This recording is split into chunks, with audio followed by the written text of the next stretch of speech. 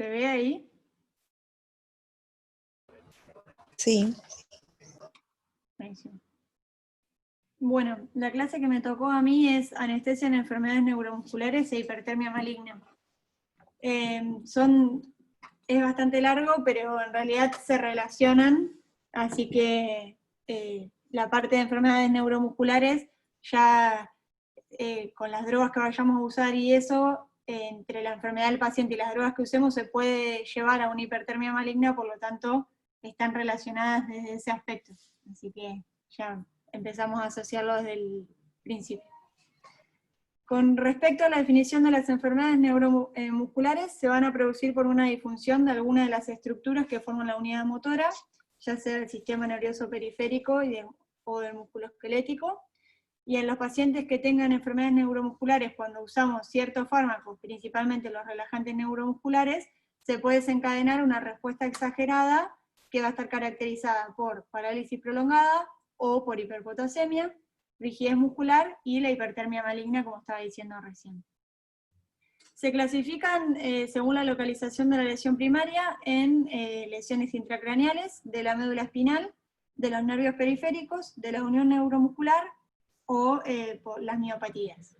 Empezamos por las lesiones intracraneales, no puse todas, hay bastantes, pero bueno, en este caso puse el Parkinson, la hemiplegia, que es principalmente causada por una ACV, la esclerosis múltiple y la parálisis cerebral. Empezamos con el Parkinson, que es una enfermedad que está caracterizada por una lesión extrapiramidal, que cursa con debilidad muscular, rigidez, temblor, demencia y depresión, que va a estar causada por un déficit de dopamina.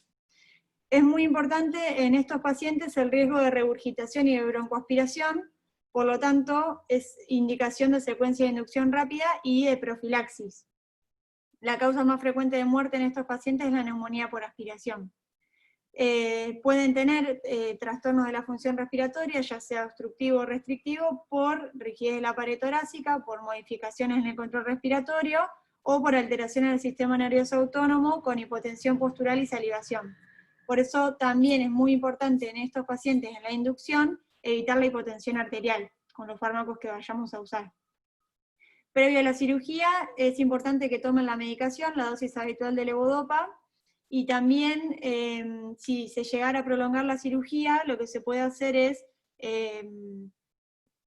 romper la pastilla, mezclarla con agua y pasársela por la sonda nasogástrica para que siga teniendo la dosis de dopamina, o sea, para que no tenga el déficit y se puedan desencadenar los síntomas.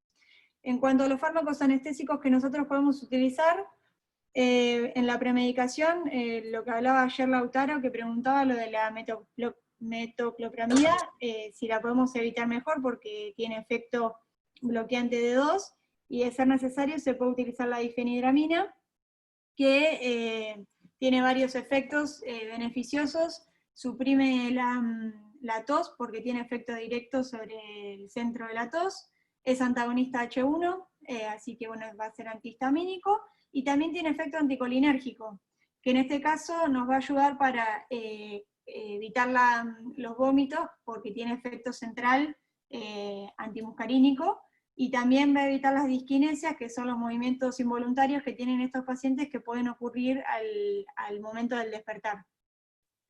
En cuanto a la ketamina, está cuestionada por su capacidad de provocar una respuesta exagerada del sistema nervioso simpático.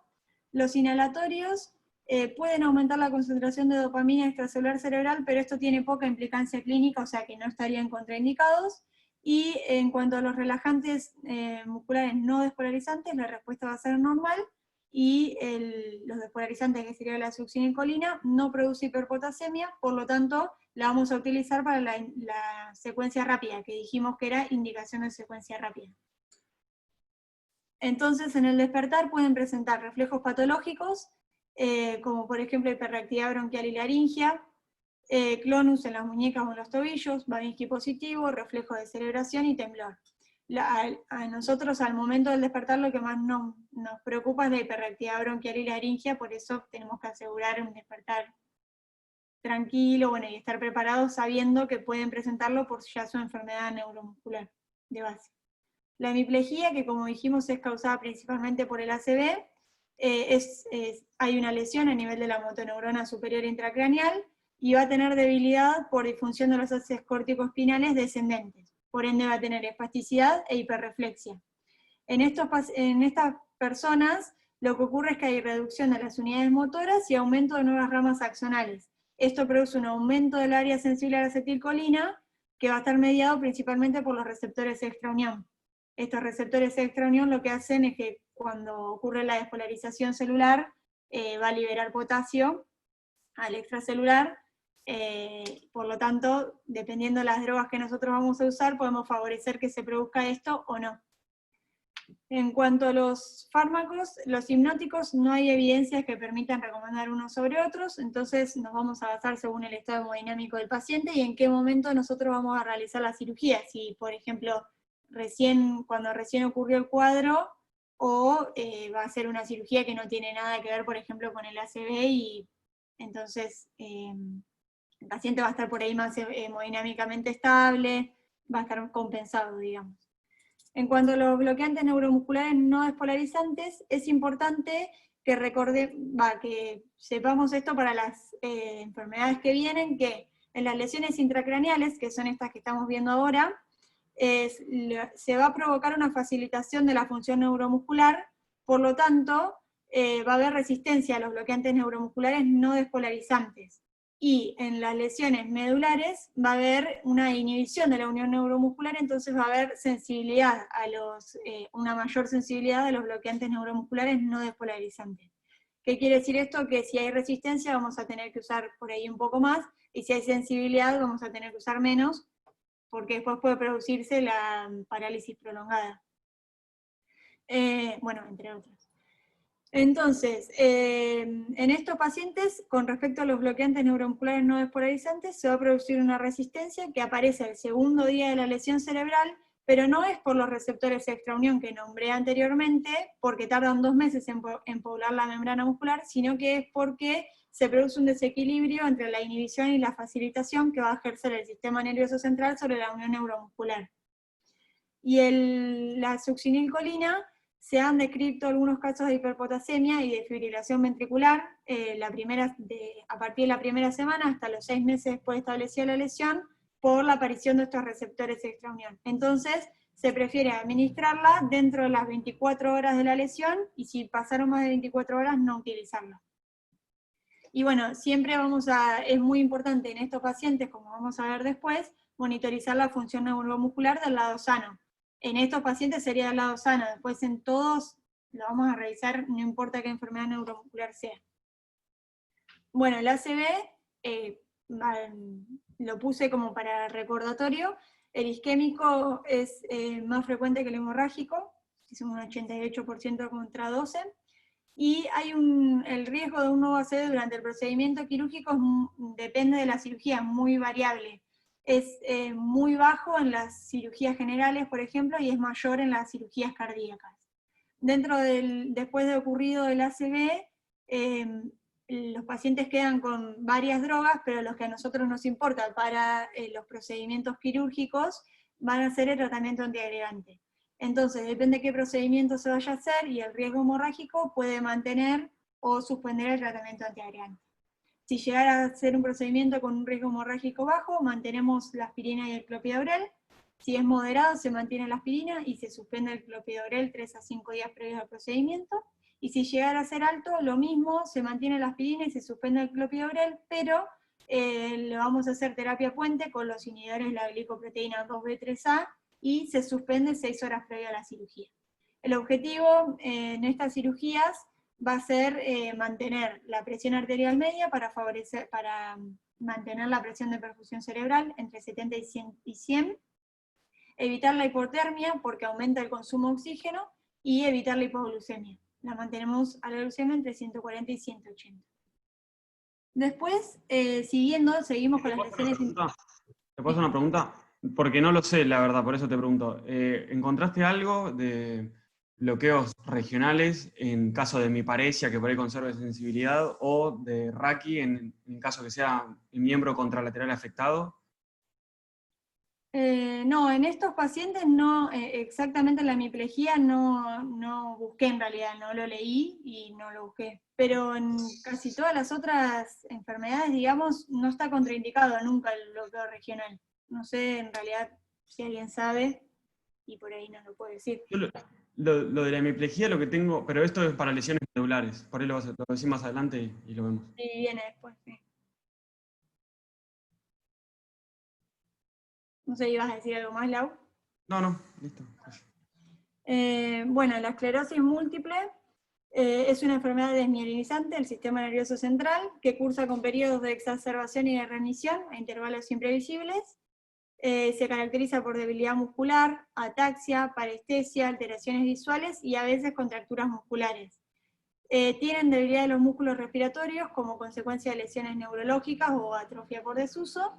Y en cuanto a los fármacos anestésicos que nosotros vayamos a usar, es importante no usar anticolinérgicos por el riesgo de aumento de la temperatura, ya que si aumenta 1 grado la temperatura se puede desencadenar una crisis de esclerosis múltiple, entonces el objetivo va a ser mantener la temperatura en 37 grados. En cuanto a los hipnóticos, no hay contraindicaciones, no producen efectos adversos. La succinilcolina es rara en la hiperpotasemia, excepto en pacientes que ya estén muy debilitados con atrofia muscular, déficits neurológicos, que se puede producir una hiperpotasemia secundaria. Los bloqueantes no despolarizantes, para algunos autores se pueden utilizar normalmente y otros defienden que puede existir un bloqueo prolongado hasta resistencia. Como dijimos, las lesiones intracraneales se caracterizan por una resistencia al uso de los no despolarizantes. El bloqueo subaracnoideo no está contraindicado, pero se aconseja utilizar dosis menores porque cuando se usan grandes dosis, la desmielinización puede predisponer a una neurotoxicidad de los anestésicos locales, a la médula. Bueno, la parálisis cerebral se va a producir como resultado de hipoxia cerebral fetal o neonatal que va a provocar parálisis motora espástica. La variedad más frecuente es la cuadriplegia espástica. Y estos pacientes tienen alta incidencia de reflujo gastroesofágico y enlentecimiento del vacío gástrico. Por eso también es indicación de inducción de secuencia rápida, como habíamos dicho hoy en la enfermedad de Parkinson. Siempre y cuando descartemos vía aérea difícil. En cuanto a los hipnóticos, no hay evidencia de usar uno u otro. La succinilcolina tiene poca probabilidad de desarrollar hiperpotasemia, por eso la vamos a utilizar para la secuencia rápida. Y los bloqueantes no despolarizantes, hay denervación de las neuronas motoras y proliferan los receptores extraunión, por lo tanto, repetimos, hay resistencia a los bloqueantes neuromusculares no despolarizantes. Y esta ocurre de manera temprana, ya a los 3 o 7 días. También los fármacos anticonvulsivantes como la fenitoína, el ácido valproico o la carbamazepina, que se administran de forma crónica, pueden provocar resistencia a los relajantes neuromusculares no despolarizantes por diversos mecanismos. Pueden aumentar la población de receptores extraunión, aumenta la alfa-glicoproteína ácida que se une a los bloqueantes no despolarizantes en suero, por lo tanto no disminuye la fracción libre y no van a actuar. Aumenta el aclaramiento por activación del metabolismo hepático y también, bueno, por actividad de la acetilcolinesterasa sináptica. Pasamos a las lesiones de la médula espinal. Puse estas dos que son la transección traumática de la médula espinal y la enfermedad de la motoneurona. En cuanto a la transección traumática de la médula espinal, se puede producir paraplegia o cuadriplegia y se caracteriza por 3 fases. La primera, que es de descarga sináptica, comienza al momento del trauma y dura pocos minutos y se va a caracterizar por una descarga de catecolaminas. Entonces va a haber vasoconstricción, hipertensión, pueden aparecer arritmias y se va a producir un aumento de la poscarga que puede producir una disfunción ventricular aguda, infarto y edema pulmonar. La fase 2 o de shock espinal también inicia momentos después del trauma, pero puede durar hasta 2 meses. Entonces, esta fase, por el contrario, se caracteriza por parálisis flácida distal a la lesión, arreflexia, hipotensión, bradicardia, vasodilatación, y puede tener disfunción miocárdica por pérdida del tono simpático. Ya la tercera fase se va a presentar cuando los cambios en la médula espinal llevan a un retorno de la descarga eferente simpática. Entonces acá ya se caracteriza por hipertonía y exageración de los reflejos, disreflexia autonómica y reflejos en masa.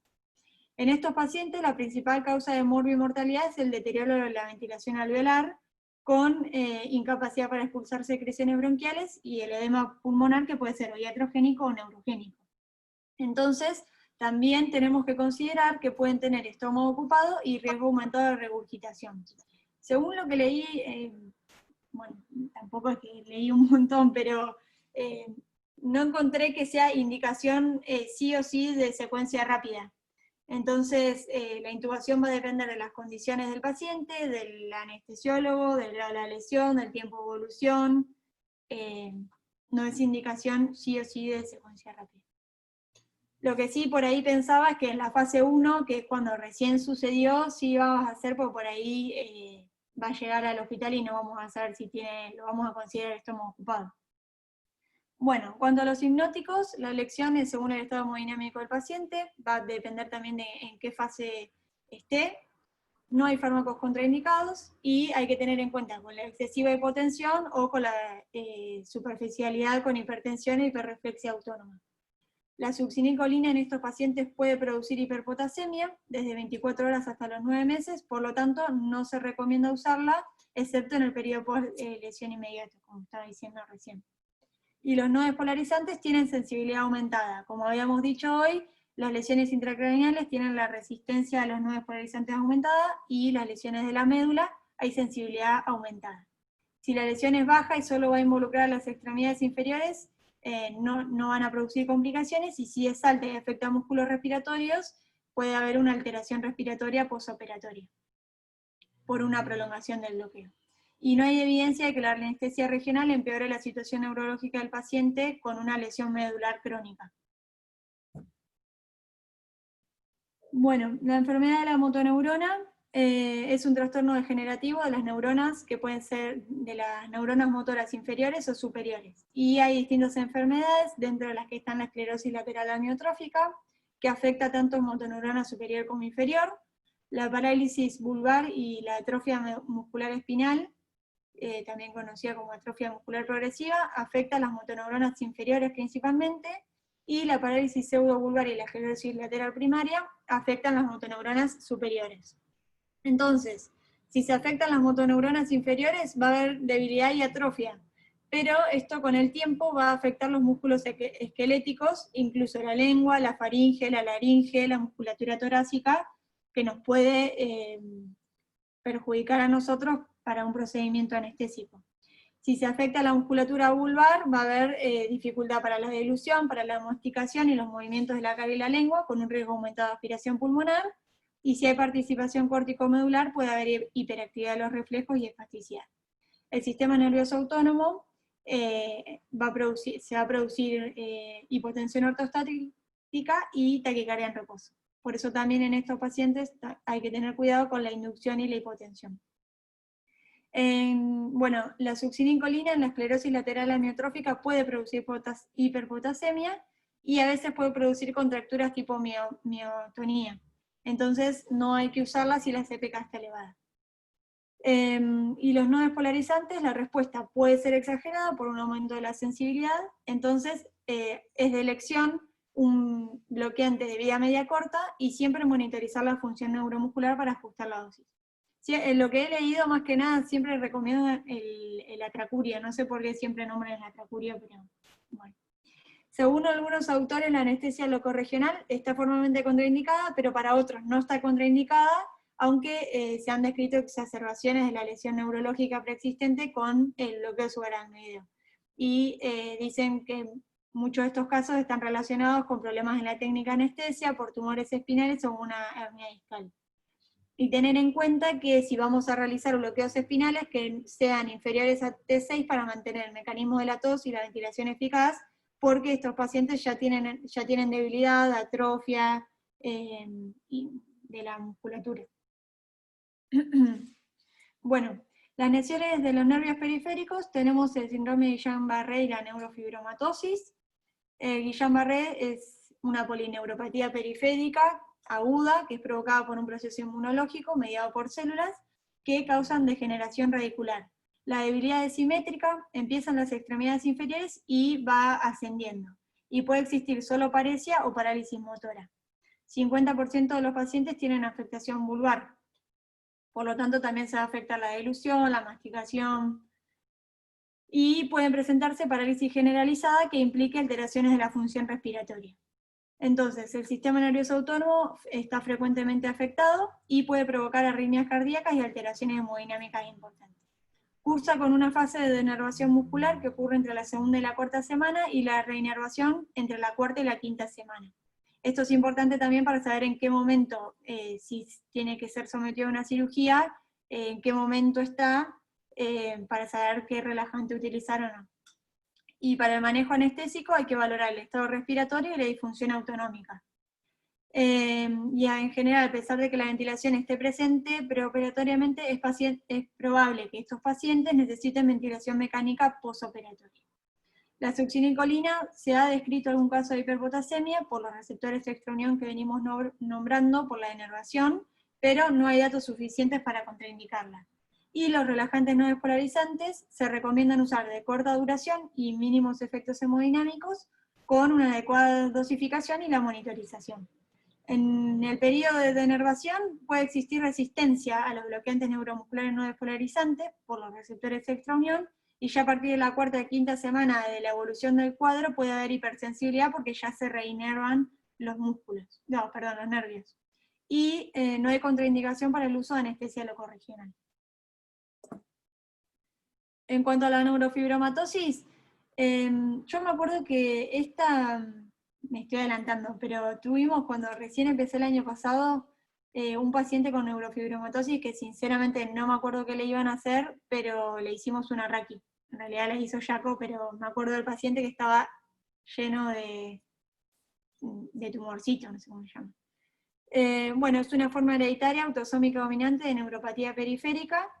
Pueden afectarse los nervios periféricos, las raíces nerviosas y también los vasos sanguíneos, porque tienen inervación autonómica.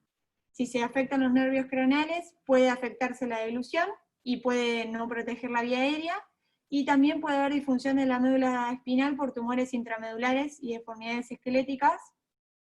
No sé si apareció algo ahí arriba, si alguien habló. Y que pueden ser escoliosis, deformidades mandibulares y maxilares, pseudoartrosis congénita y alteraciones a nivel de la columna cervical. Esto tiene que ver con, si vamos a hacer una anestesia espinal, tener en cuenta que se puede dificultar por todo esto. Y considerar la posibilidad de la vía aérea difícil por neurofibromas laringios o defectos en la columna cervical. Los anestésicos no tienen ninguna contraindicación particular. Los no despolarizantes tienen sensibilidad aumentada, y la succinilcolina la evitamos en caso de una atrofia muscular importante, por lo que veníamos diciendo hoy. Hay que hacer la monitorización continua de la función neuromuscular, y en la anestesia regional, como dije recién, considerar que pueden existir neurofibromas intraespinales que dificulten el acceso a los espacios extra o intraurales. ¿Alguien iba a decir algo? Yo, Martu. Sí. Brenda. ¿Te acordás de ese paciente? A mí me tocó una vez, pero también se discutió bastante, porque entró, si no me acuerdo mal, y si es el mismo paciente, varias veces a quirófano. Y algunas plantas de algunas guardias estaban de acuerdo con dormirlo, y otros estaban, como que era polémico el bloqueo. Lo bueno, estaba lleno, o sea, en la espalda tenías que encontrar el huequito para entrar, porque... Sí, y también habíamos buscado, como ese paciente, no sé si estaba con Mari o Chusi, me parece que sí. Habíamos buscado a ver si tenía alguna contraindicación y se podía bloquear. El tema es que lo ideal es tener una resonancia de columna para ver si tiene afectación en la médula. También. Eso, digamos, con eso uno está seguro de que la puede bloquear. Perfecto. Si no tiene eso, era como medio polémico, pero bueno, en las dos guardias no se durmió y en la otra se bloqueó, y las dos fueron resultados satisfactorios. Buenísimo. Nada más eso. Buenísimo, gracias, Bren, no lo había puesto eso. Bueno, las lesiones de la unión neuromuscular, la miastenia gravis, vamos a hablar. En condiciones normales, solo un 25-30% de los receptores de la placa motora son utilizados para mantener la transmisión neuromuscular, y el resto solo constituye margen de seguridad. En la miastenia gravis hay disminución del número de receptores activos por bloqueo o destrucción de estos receptores, y esto se produce por autoanticuerpos que van a actuar contra los receptores de acetilcolina de las células musculares. Cursa con exacerbaciones y remisiones, y existe afectación de la musculatura extraocular en casi todos los pacientes durante el primer año, con tosis o diplopía, y tienen debilidad de los músculos faringios y laringios que causa disfagia, disartria y dificultad para expulsar las secreciones. También presentan debilidad en brazos, piernas, tronco y en la distribución de los nervios craneales, que generalmente es asimétrica. Y la debilidad respiratoria es menos común y suele aparecer durante las crisis. Con respecto a los efectos de la anestesia general es segura en los pacientes que estén con el tratamiento correcto, que tengan buena adherencia al tratamiento. Y siempre que monitoricemos la función neuromuscular antes y después, durante y después de la cirugía. Entonces, estos pacientes normalmente están con un tratamiento con anticolinesterácicos. Este tratamiento puede o disminuir la sensibilidad de los no despolarizantes, pueden aumentar el efecto de la succinilcolina al inhibir la hidrólisis, o pueden dificultar la efectividad de la reversión del bloqueo neuromuscular. O sea, es muy variable el efecto del tratamiento de la miastenia gravis. Entonces, como regla general, en los pacientes que tengan síntomas leves, antes de la cirugía pueden interrumpir el tratamiento. Y en los que sean dependientes de esta terapia, para que si la dejan tienen riesgo de crisis, no deberían suspenderlo. Pero tenemos que tener en cuenta todo lo que nos puede suceder con el uso de los relajantes. Se recomienda el uso de corticoides, hidrocortisona 100 miligramos antes de la inducción, y continuar cada 8 horas endovenoso hasta que pueda pasar a la vía oral. La succinilcolina, como dijimos, la respuesta es variable, puede haber resistencia después de la dosis inicial o sensibilización porque tienen tratamiento con anticolinesterácicos, y los estudios electromiográficos no demuestran que no es fácil predecir una respuesta a la succinilcolina en la miastenia, aunque tenga o no tratamiento, por eso se prefiere no usarla. Y con respecto a los no despolarizantes, bueno, eso que está ahí en amarillo, los requerimientos de bloqueantes neuromusculares en un paciente con miastenia son un 50% menores que en un paciente sin la enfermedad. En los no despolarizantes se recomienda utilizar atracurio porque el tiempo necesario para la recuperación es casi normal, pero siempre recordar monitorizarlo. Cuando se emplean los no despolarizantes, hay que administrar atropina y neostigmina para la despolarización y asegurar una total reversión del bloqueo neuromuscular. Y en cuanto a los inhalatorios, a veces pueden provocar parálisis total, aunque se usen concentraciones bajas, y algunos son altamente solubles en lípidos y podrían exacerbar una respuesta respiratoria postoperatoria porque se prolonga la eliminación. Entonces, eso es controversial. Después también leí que había otros que decían que se pueden usar sin problema. La alternativa es, la alternativa a lo que dijimos anteriormente puede ser propofol y opioides de vida media corta sin la utilización de relajantes. Las benzodiazepinas tienen propiedades medio relajantes de origen central, por lo tanto se prefiere no usarlas, y otra alternativa es la anestesia peridural. La anestesia loco regional con niveles altos tenemos que tener cuidado porque si el paciente tiene trastornos respiratorios puede producir una depresión respiratoria y obligar a la utilización de ventilación mecánica. Y el síndrome de Eaton-Lambert, que es una variedad, se caracteriza por fatiga y mialgias, principalmente a nivel de los músculos proximales, de las extremidades inferiores, y es una alteración nerviosa motora presináptica con retraso en la liberación de la acetilcolina. No tiene afectación ocular o vulvar, mejora con el ejercicio, pero no responden al uso de los anticolinesterácicos. Y suele estar asociada a tumores malignos, como por ejemplo el carcinoma de células pequeñas del pulmón. Y son muy sensibles a los bloqueantes no despolarizantes y a la succinilcolina. La debilidad que ocurre tras el uso de estos agentes puede durar varios días, o sea que hay que tener cuidado y si se pueden evitar, mejor. Y el botulismo se comporta de la misma forma que el síndrome de Eaton-Lambert. Y el último... En general, Marti, o para vos, no sé. En el caso de que tengas una cirugía laparoscópica de un paciente con miastenia gravis, ¿sería prudente pedir una cama en terapia? O no sé qué opina el resto, o vos, Marti. Por el tema de la respuesta variable a los relajantes, ¿no? Por eso. Y sabemos que por ahí no tiene tanta sensibilidad la neostigmina. Sí, me parece que estaría bien. ¿O sea, ¿alguien tuvo algún caso de miastenia que haya pedido cama por las dudas? O... No, yo no. A ver, Brian, seguro. Yo tuve un caso, y cuando lo hicimos, leí que hay un score que da puntuaciones, basado en determinado puntaje, tiene más probabilidades del paciente de terminar en ARM en el postoperatorio. Dependía de la dosis del anticolinérgico que esté usando, el tiempo de evolución, síntomas respiratorios, eran 3 o 4 cositas. Ahora mando la foto al grupo si quieren. Y eso te dice, o sea, es un predictor de requerimiento de ventilación mecánica postoperatoria en un paciente con miastenia grave. Joya, perfecto. Gracias, amigo. Bueno, en la última, que eran las miopatías, se clasifican en las distrofias musculares, que son la enfermedad de Duchenne y de Becker, los síndromes miotónicos, que son la enfermedad de Thompson y de Schwartz-Jampel, las congénitas, que son la enfermedad central del core y las miopatías mitocondriales, la parálisis familiar periódica y las miopatías metabólicas. Solo voy a hablar de la enfermedad de Duchenne. Es la distrofia muscular más frecuente y grave, que está ligada al cromosoma X. Es una lesión primaria de la fibra muscular y tiene ausencia o disminución de la distrofina. Y la unión neuromuscular también puede estar afectada. Tiene debilidad muscular progresiva proximal y pseudohipertrofia con los niveles de CPK aumentados. Las complicaciones que puede tener son una insuficiencia respiratoria restrictiva, alteraciones del músculo liso gastrointestinal, con la consecuente disminución de la motilidad gastrointestinal y dilatación gástrica, con riesgo aumentado de broncoaspiración, y estos pacientes tienen alteraciones del ritmo, del electrocardiograma, y pueden tener miocardiopatía dilatada.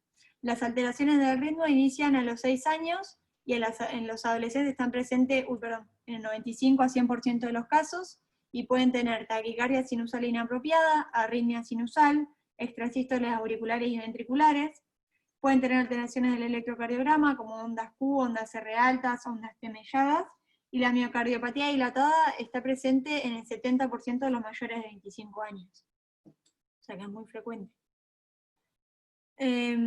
Esto lo tenemos que tener en cuenta para si llegáramos a tener un paciente de estos, cuando pedimos el plan anestésico, para después lo digo. Entonces, los inhalatorios van a estar contraindicados, al igual que la succinilcolina, por el riesgo de la hipertermia maligna, de rabdomiólisis, de hiperpotasemia e insuficiencia cardíaca. Los inductores como la ketamina, las benzodiazepinas, el etamidato, el propofol se pueden utilizar. Evitar el tiopental porque puede dar lugar a una apnea prolongada e inducir alteraciones hemodinámicas por disfunción ventricular. Bueno, y con respecto a los relajantes no despolarizantes, puede haber un aumento de la sensibilidad. ¿Cuál sería la alternativa? Que usemos TIVA sin relajantes neuromusculares. Y las técnicas locorregionales son seguras y si se han utilizado siempre sin tener ningún problema.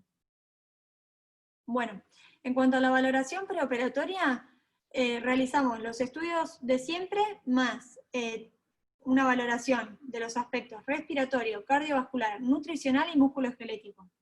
Con respecto al músculo esquelético, tenemos que ver el grado de afectación muscular, en las miopatías el grado de debilidad, la presencia o no de contracturas, la miotonía, retracciones y limitación articular, y en las otras patologías neuromusculares el tipo de parálisis, si es espástica, si es flácida, el grado de afectación de la musculatura respiratoria, la afectación de los pares craneales, y si mantiene los reflejos de protección de vía aérea o no. En cuanto al estudio respiratorio, esto es muy importante, porque los pacientes tienen un pulmón normal, pero la pared torácica va a ser débil, entonces puede ir apareciendo debilidad y fatiga muscular secundario a las deformidades musculoesqueléticas. Entonces tenemos que tener en cuenta las deformidades, el tipo de respiración, si utiliza la musculatura abdominal o no, si tiene debilidad diafragmática o no, y generalmente tienen un patrón restrictivo. Entonces siempre les vamos a realizar pruebas funcionales respiratorias. Si tienen una capacidad vital forzada menor al 60%, tienen un riesgo aumentado de insuficiencia respiratoria postoperatoria. Si la capacidad vital forzada es menor al 30%, puede precisar ventilación mecánica postoperatoria por más de 6 meses, sobre todo después de una cirugía mayor. Entonces se utilizan dos predictores, que son la presión inspiratoria máxima y la presión expiratoria máxima, que permiten valorar la fuerza para toser y movilizar secreciones. El valor normal de la presión inspiratoria máxima en un adulto joven es de menos 125 centímetros de agua, y la presión expiratoria en un adulto joven mayor a más de 200 centímetros de agua. Si la presión inspiratoria es menor a 25 y la expiratoria menor a 40, sugieren que hay una severa limitación de la respiración y pérdida de la fuerza muscular para toser. También tenemos que pedir una radiografía de tórax, frente y perfil para valorar la telectasia, si filtrado, la posición de la tráquea, el diafragma, si tiene deformidades de la caja torácica, de la columna, y la gasometría arterial para valorar presencia de hipoxemia, de hipercapnia, sobre todo si el paciente tiene hipopneas o si tiene alteraciones de la fase REM e hipersomnia diurna. En cuanto al estudio cardíaco, pueden existir datos de insuficiencia cardíaca congestiva, de arritmias, de bloqueos, alteraciones del electrocardiograma, valvulopatías, hipertrofias obstructivas, todas las miopatías que o sea, que solamente nombré la de Duchenne, pero las otras también tienen alteraciones cardíacas. No las puse porque, bueno, esta era la más frecuente. En algunos trastornos neuromusculares, pero hay un cuadrito que lo resume, de última se los mando. Puede existir disfunción autonómica, entonces van a tener hipotensión ortostática o taquicardia en reposo, como hemos dicho hoy. Entonces, sí o sí, se piden como pruebas complementarias un electro con 12 derivaciones, un Holter, un ecocardiograma para evaluar valvulopatías y la función cardíaca. Si tiene una fracción de eyección menor al 50%, no se recomienda realizar un procedimiento programado. Y un estudio electrofisiológico en pacientes que tengan trastornos severos de la conducción AB. En cuanto al estudio nutricional, es frecuente que estén malnutridos por múltiples factores, como puede ser la dificultad para deglutir, la disminución del vaciamiento gástrico, de la motilidad intestinal, o por un estreñimiento crónico. Esto lleva a un déficit proteico calórico, por lo tanto nos obliga a estudiar la albúmina, el hierro, los triglicéridos, los fosfatos, el magnesio, y todo esto lo estudiamos porque si tiene una malnutrición va a favorecer la insuficiencia respiratoria, mala cicatrización de heridas, fallo de las suturas, deterioro de la inmunidad y propensión a las infecciones. Y el estudio analítico se pide lo de siempre, más un ionograma, parámetros nutricionales, que son los que nombramos recién, y la CPK. El nivel de CPK puede indicar el grado de inmovilización y la posibilidad de desarrollar hiperpotasemia luego del uso de succinilcolina. Y el 50% de los pacientes con miopatía y CPK elevada pueden desarrollar hipertermia maligna. Entonces, en el manejo anestésico tenemos que tener en cuenta que pueden suceder 5 cosas. Una miotonía, que se produce, la miotonía es la relajación del músculo después de una contracción voluntaria o eléctrica, que puede estar acompañada de una liberación de potasio, de proteínas musculares y mioglobinuria, crisis hiperpotasémicas, rhabdomiólisis, hipertermia maligna o una parálisis prolongada. Que es más o menos todo lo que estuvimos diciendo anteriormente. En cuanto a la premedicación, se recomienda utilizar benzodiazepinas porque los pacientes presentan ansiedad al momento de los procedimientos, no se recomiendan los opioides por el riesgo de depresión respiratoria. La vía intramuscular en estos pacientes está contraindicada, pero principalmente las distrofias musculares, y hay que mantener el aporte energético con soluciones glucosadas endovenosas, ya que el ayuno y el estrés juegan un papel negativo, como veníamos diciendo, también se suman las características del paciente con el estrés y el ayuno, los antihistamínicos y los prokinéticos para prevenir la broncoaspiración, y la profilaxis antitrombótica todos, pero sobre todo en la enfermedad de Duchenne por todo lo que veníamos diciendo de las alteraciones que tienen. Y la atropina va a estar contraindicada en muchos casos, porque puede implicar taquicardia y fallo cardíaco con las miopatías en las que existe alteración de la función cardíaca.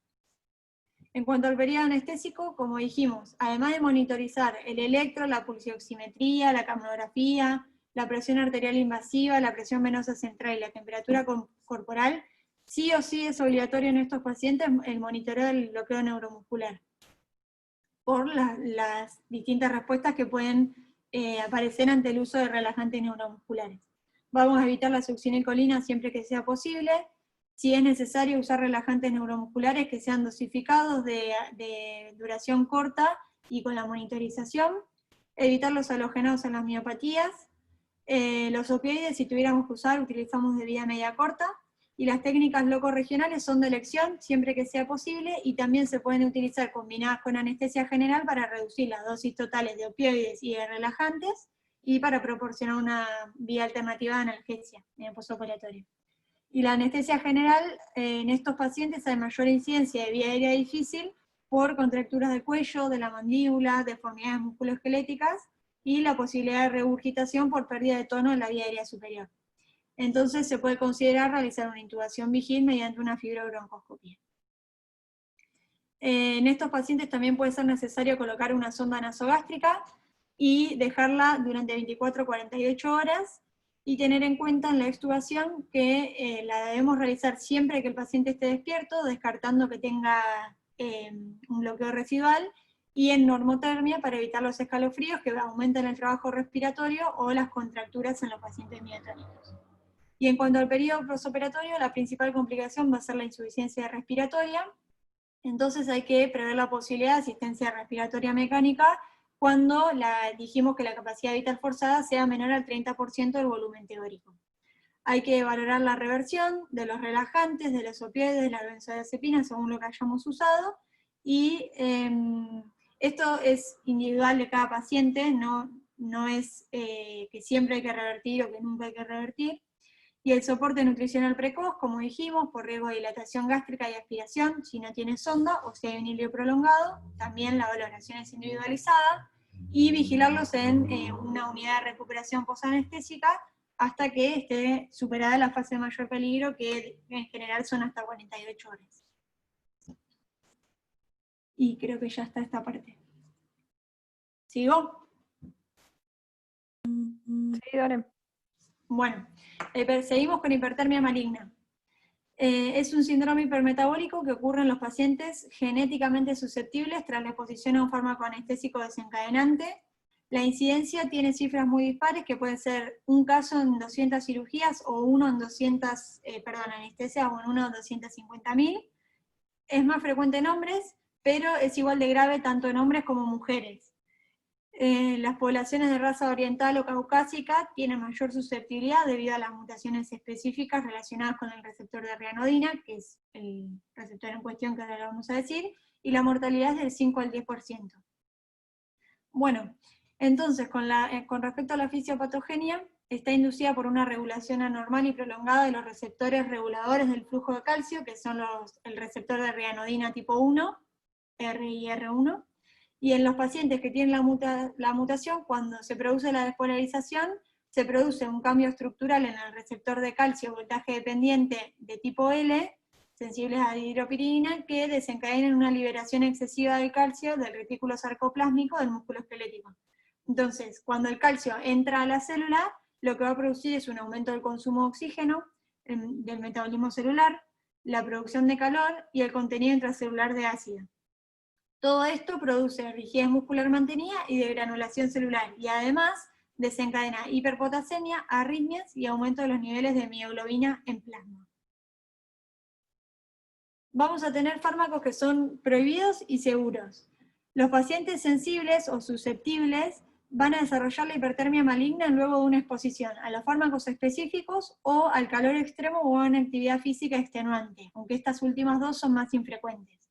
Entonces, tenemos los fármacos prohibidos, que son los desencadenantes, los inhalatorios, el sevoflurano, el deflurano, el isoflurano o el enflurano, y los relajantes neuromusculares despolarizantes, como la succinilcolina, y los antiarrítmicos son los antagonistas de los canales del calcio. Y dentro de los fármacos seguros, los anestésicos inhalatorios no volátiles, el óxido nitroso, los relajantes no despolarizantes, el rocuronio, tracurio, el becuronio, que bueno, son los que tenemos nosotros. Los antiarrítmicos se pueden utilizar la lidocaína, procainamida, midazolam, flecainamida, beta-bloqueantes. Los anestésicos intravenosos, propofol, tiopental, etomidato, ketamina, benzodiazepina. Y los anestésicos locales, ésteres y amidas. Y los analgésicos, opioides, paracetamol, AINES y COX-2. En cuanto a la aparición de este cuadro, dos tercios de los pacientes lo van a manifestar durante la primera anestesia general y un tercio en las anestesias posteriores. Entonces, para el diagnóstico clínico, ahora viene otro cuadrito que me gusta más, pero vamos a tener manifestaciones precoces y tardías, y la clínica puede ser desde una respuesta normal después de la inducción, que pueda pasar desapercibido hasta un paro cardíaco. Entonces, las manifestaciones precoces son la elevación del dióxido de carbono, que eso lo vamos a ver, en lo primero que nosotros vamos a ver en el monitor, que un aumento inexplicado del entidal de dióxido de carbono. Puede haber taquipnea y o taquicardia, un aumento de la frecuencia cardíaca que es irregular, también nos tiene que hacer pensar en esto, junto con el aumento del entidal. El espasmo del macetero, luego la administración de succinilcolina, si dura más de 2 minutos nos tiene que hacer sospecharla. La acidosis metabólica y respiratoria, sudoración profusa y arritmias cardíacas e inestabilidad hemodinámica. Por ahí uno pensaría también que la elevación de la temperatura es una manifestación precoz, pero no, es una manifestación tardía, junto con la hiperpotasemia, la elevación de la CPK, que la elevación ocurre a las 2 a 3 horas y tiene un pico a las 24 a 36 horas, la mioglobinuria, un paro cardíaco y coagulación intravascular diseminada. Este cuadrito lo que incluye es la clínica, los cambios en el monitor y los cambios bioquímicos. Entonces, en la fase precoz, donde la mortalidad va del 10 al 80%, lo que vamos a ver es el espasmo del macetero, como dijimos, y la frecuencia cardíaca irregular, y se puede ver también el calentamiento y el agotamiento del contenedor de la cal sodada. Entonces, ¿qué vamos a ver nosotros en el monitor? La hiperventilación, el aumento del entidal de dióxido de carbono que nos permite hacer el diagnóstico precoz.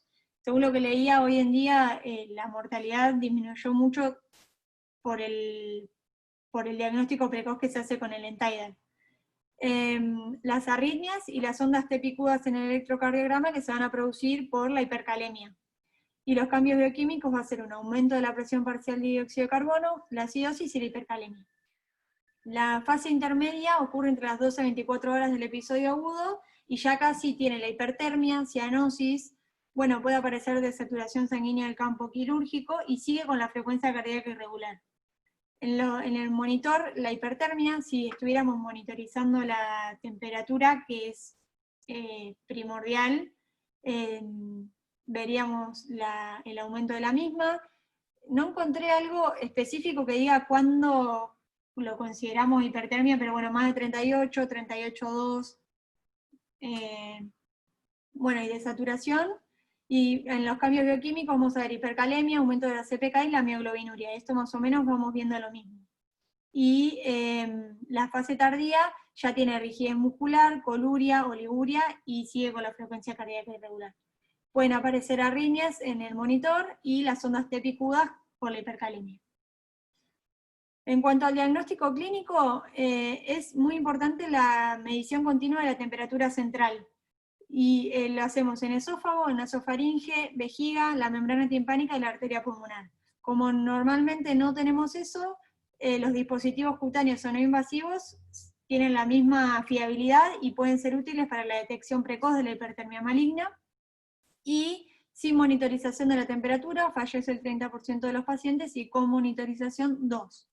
Lo que sí es importante, que nosotros no lo hacemos, por lo menos habitualmente, es que se usen monitores de temperatura central si se prevé que la cirugía va a durar más de 30 minutos.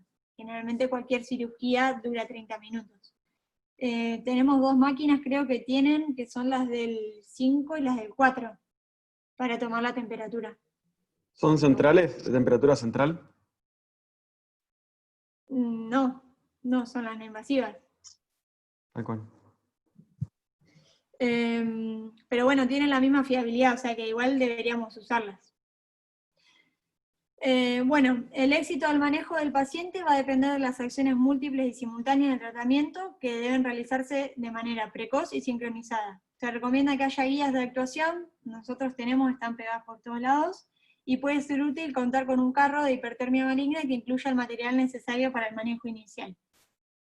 El riesgo de paro cardíaco tiene una relación directa con el tiempo transcurrido desde la inducción de la anestesia hasta el pico máximo del entidal, es decir, desde que entró en contacto el paciente sensible con el desencadenante hasta que se diagnosticó y se inició el tratamiento. O sea que cuanto más tardamos, más riesgo. Bueno, en cuanto al manejo inicial, lo primero que vamos a ver es el reconocimiento. Generalmente, si el paciente está en una anestesia general, lo que vamos a ver va a ser aumento inexplicado del entidal de dióxido de carbono, la taquicardia que no está justificada, aumento de la temperatura corporal y aumento de los requerimientos de oxígeno. Entonces, ¿qué es lo que tenemos que hacer cuando vemos que pasa eso? Alguien, por empezar, tiene que tomar el rol de líder. Alguien tiene que tomar el mando y empezar a organizar lo que se va a hacer, porque hay que actuar rápido. Entonces, primero pedir ayuda y mandar a buscar el dantrolene porque no está en el hospital, así que va a tener que llegar. Va a haber que detener todos los posibles desencadenantes y pasar a TIVA con propofol, si estuviéramos utilizando los anestésicos inhalatorios, y asignar funciones. Como dije, vamos a necesitar que alguien llame para pedir el dantrolene, y vamos a necesitar agarrar todo el resto de las cosas para tratar todos los signos y síntomas que va a tener asociados.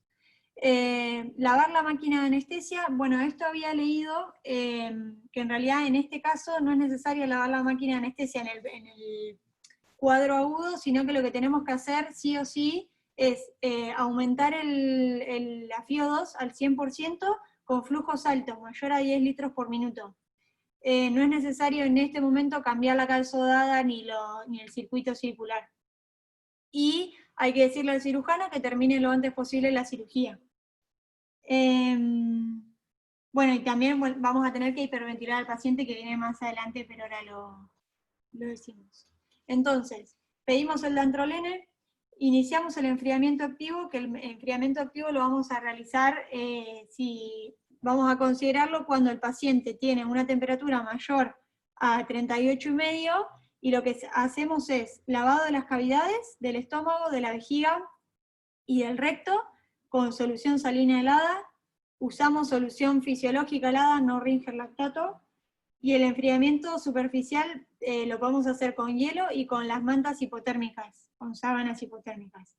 Mientras tanto, vamos a monitorizar la temperatura central, y ¿cuándo vamos a detener el enfriamiento? Cuando la temperatura sea menor a 38 grados.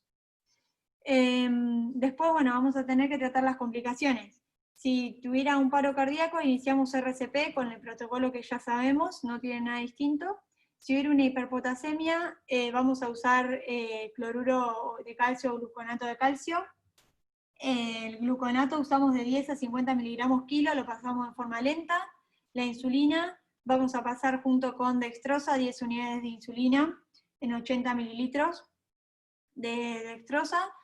Y el bicarbonato vamos a utilizar 1 o 2 miliequivalentes kilo endovenoso, y el objetivo de todo esto es sacar el potasio del extracelular y que vuelva a la célula. En cuanto a las arritmias, se pueden utilizar los antiarrítmicos que ya conocemos, pero no vamos a utilizar bloqueantes cálcicos porque hoy los habíamos dicho que era uno de los fármacos prohibidos, entonces pueden causar más hipercalemia y colapso cardiovascular en presencia del dantrolene. Después la cirrosis metabólica, bueno, el bicarbonato, como ya dijimos, 1 o 2 miliequivalentes kilo endovenoso. En realidad vamos a pedir una gasometría arterial, que viene más abajo, pero hay que pedirla ni bien se pueda, y una vez que tenemos el resultado, vamos a corregir según el resultado. Si llegara a tardar mucho, como nos puede pasar a nosotros, o si no lo pudimos sacar, o por lo que sea que se demore, se hace 1 o 2 miliequivalentes kilo endovenoso, y lo vamos a hiperventilar. Y para la mioglobinemia lo que tenemos que hacer es forzar diuresis. Si llegara el paciente a no tener una sonda vesical, le ponemos una sonda vesical, y la diuresis la podemos forzar con solución fisiológica fría, le vamos a pasar un bolo de 15 mililitros kilo, o también o furosemida o manitol. Bueno, con respecto al dantrolene, lo que tenemos que hacer son 2,5 miligramos kilo endovenoso en bolo, pero tenemos que tener en cuenta, por eso alguien tiene que dar las órdenes y necesitamos a alguien que nos ayude, que viene liofilizado. Entonces, vamos a necesitar diluir las ampollas, o sea que necesitamos gente que lo haga rápido, y varias personas, mínimo 2. Entonces, ¿cómo hacemos el cálculo? La ampolla viene con 20 miligramos liofilizados de dantroleno y 3 gramos de manitol. Entonces, se diluyen esa ampolla de 20 miligramos, 60 mililitros de agua estéril, biestéril destilada. Entonces, nos van a quedar 0,3 miligramos aproximadamente de dantroleno por mililitro. Para una persona que pese 60 kilos, calculamos 2,5 por 60, nos da 150 miligramos, por lo tanto necesitamos 7 ampollas y media de 20 miligramos. O sea que hay que diluir 7 u 8 ampollas para pasarle. Y que eso lleva un poquito de tiempo, o sea que hay que optimizar el tiempo. Y se pueden, si llegara a seguir teniendo síntomas como taquicardia, la temperatura alta, arritmias o... lo de las arritmias que no dije es que generalmente revierten con el tratamiento ya que se haga de la hipercalemia o en realidad el tratamiento de base, pero si no llegaran a responder, ahí usamos los antiarrítmicos. Bueno, entonces, si llegara a seguir con síntomas, se puede volver a hacer otro bolo de 2,5 miligramos kilo, o se pueden hacer bolos de 1 miligramo kilo cada 5 a 10 minutos, y el máximo son 10 miligramos kilo que se puede hacer. ¿Cuál es el máximo de dantroleno que se puede usar por día? Son 400 miligramos por día, o sea que máximo le podemos pasar 400 miligramos. Y bueno, mientras tanto, de manera simultánea, hay que hacer una monitorización continua de la temperatura central, del entidal de dióxido de carbono, de la saturación de oxígeno, el electrocardiograma y la presión arterial invasiva. Y las muestras de laboratorio tienen que ser seriadas en la gasometría, el hemograma, la coagulación, la bioquímica. No sé si me estoy olvidando algo. En cuanto al seguimiento, continuamos con la monitorización en la reanimación, se repite el dantroleno si fuera necesario, se continúa con el tratamiento de las complicaciones, el seguimiento de la CPK, se informa a los familiares y hay que hacer referencia al centro de diagnóstico de hipertermia maligna para las personas susceptibles, que ahora vamos a ver quiénes son. Entonces, el dantrolene o dantroleno es el tratamiento etiológico específico. La presentación, como dijimos, viene liofilizado, 20 miligramos, más 3 gramos de manitol, se diluye en 60 mililitros de agua estéril, y luego se puede pasar con solución fisiológica o glucosa.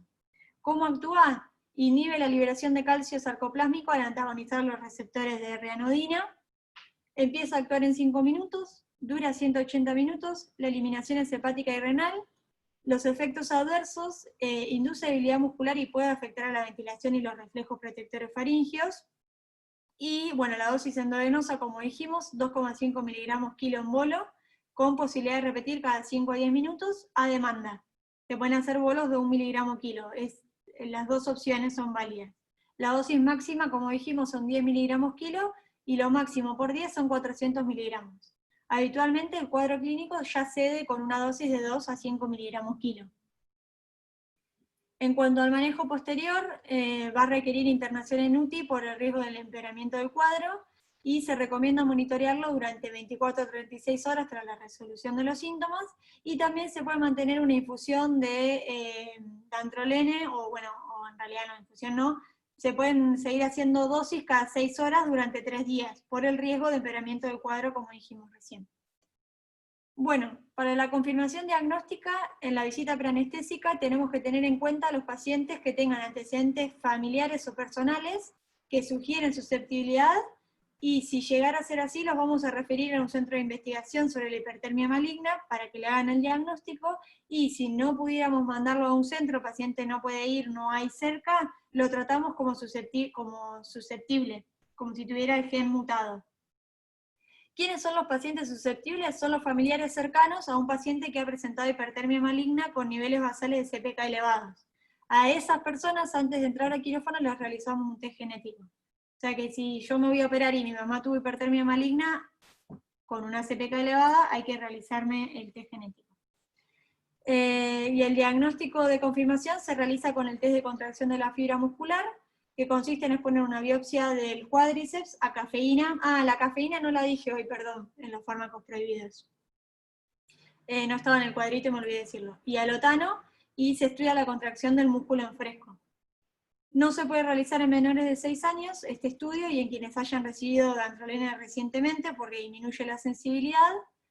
Y los otros 2 estudios que tenemos son el test genético, que detecta directamente la mutación del gen, y el test de infusión de cafeína o alotano in vivo a través de microcatéteres de diálisis, que lo que hacen es, se pone cafeína o alotano a través de los microcatéteres de diálisis, y si inducen una contracción muscular exacerbada, se va a producir una alteración en el equilibrio ácido-base en el grupo muscular, y ese registro nos confirma la susceptibilidad.